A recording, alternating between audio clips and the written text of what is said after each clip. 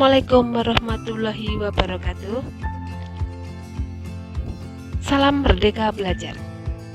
Setelah mengikuti pelatihan mandiri pada Merdeka Belajar, yang mana terdiri dari 7 topik, pada kesempatan kali ini saya akan melaksanakan aksi nyata pada topik yang pertama, yaitu Merdeka Belajar, menyebarkan pemahaman Merdeka Belajar. Setelah mempelajari topik pada Merdeka Belajar, kita diharapkan untuk memahami gagasan dan prinsip pendidikan berdasarkan prinsip Ki Hajar Dewantoro. Yang kedua, pemahaman untuk memfasilitasi murid agar tumbuh sesuai dengan kodratnya. Yang ketiga, penerapan pembelajaran yang memerdekakan murid.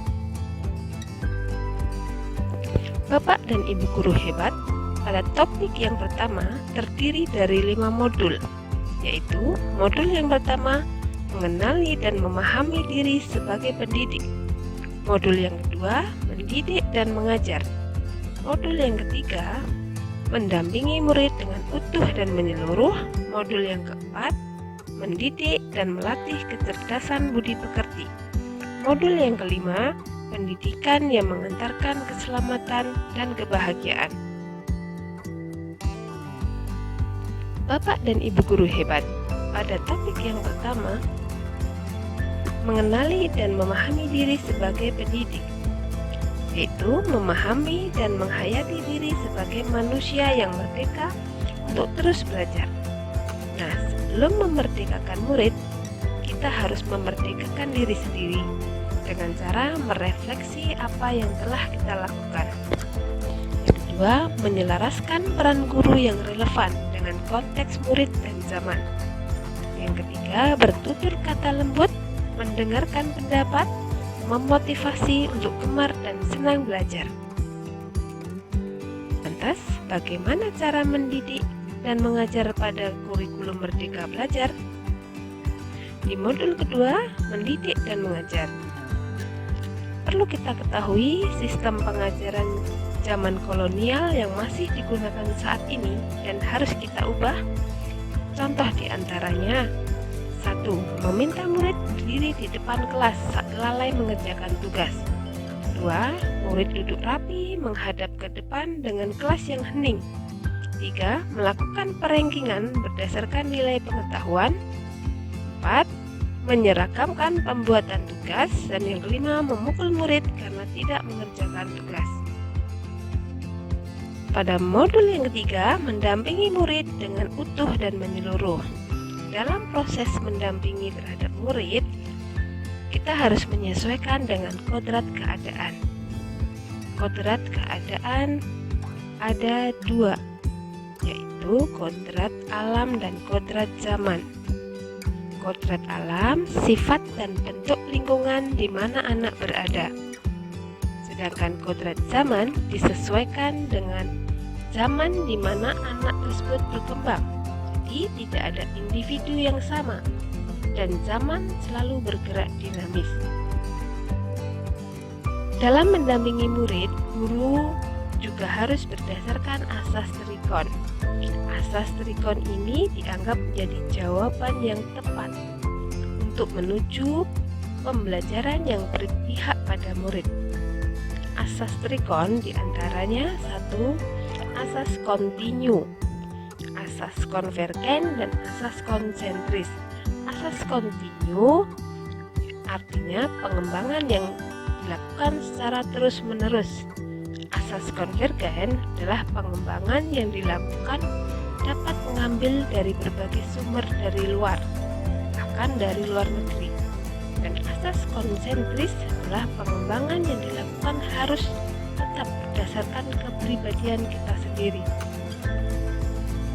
Modul yang keempat, mendidik dan melatih kecerdasan budi pekerti. Dalam implementasi kurikulum Merdeka Belajar, guru hendaknya mendidik dan melatih kecerdasan budi pekerti dengan cara: 1. Melatih keberanian berpendapat atau olah akal, mengasah perasaan dan perilaku atau olah akal. 3. Memunculkan kehendak atau olah karsa. Dan yang keempat, pendidikan dapat mempengaruhi bagian intelligible dan bagian biologis muridnya. Modul yang kelima, pendidikan yang mengantarkan keselamatan dan kebahagiaan. Terdiri dari pendidikan hanyalah sebagai tuntutan. Sudah tidak zamannya lagi guru mendikte, tetapi guru sebagai fasilitator atas kodrat alam dan kodrat zaman. Yang kedua, setiap murid memiliki kodrat kekuatan atau potensi-potensi yang berbeda. Itu disesuaikan dengan kodrat alam dan kodrat zaman. Yang ketiga, pendidikan tidak dapat berkehendak atas kodrat kekuatan dan potensi murid. Dan yang keempat, menerapkan sistem among dan semboyan Ki Hajar Dewantara, yaitu ing ngarsa sung tulodo, ing madya mangun karsa, tut wuri handayani. Dan yang kelima, menerapkan pembelajaran proyek serta digitalisasi pembelajaran. Di modul kelima ini, pendidikan dan mengantarkan keselamatan dan kebahagiaan juga menggunakan trisentra pendidikan. Terdiri dari keluarga, sekolah, dan masyarakat. Keluarga menjadi dasar pendidikan seorang anak, terutama pada nilai-nilai agama, bersikap, budi pekerti, dan cara pandang terhadap sesuatu. Yang kedua, sekolah. Sekolah adalah rumah kedua bagi anak yang menyediakan berbagai ilmu pengetahuan, keterampilan, dan budi pekerti. Dan yang ketiga, masyarakat atau lingkungan pemuda. Ini sangat berpengaruh terhadap pendidikan anak, karena disinilah pengaruh besar pada perilaku anak.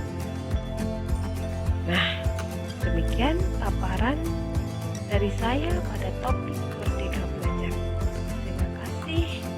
Salam Merdeka Belajar. Wassalamualaikum warahmatullahi wabarakatuh.